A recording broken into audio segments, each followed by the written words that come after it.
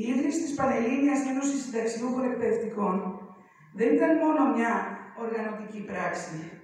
Ήταν πράξη καρδιάς, αλληλεγγύης και βαθιάς πίστης ότι η προσφορά του εκπαιδευτικού δεν τελειώνει με τη συνταξιοδότηση.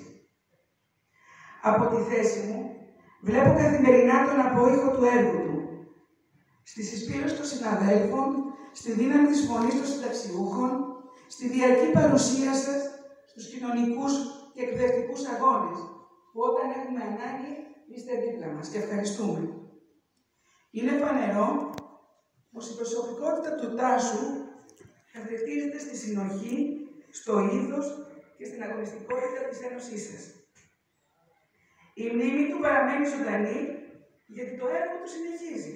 Το βλέπουμε. Και αυτό είναι το μεγαλύτερο μέτρο της αξίας ενός ανθρώπου. Το αποτύπωμα που αφήνει πίσω του.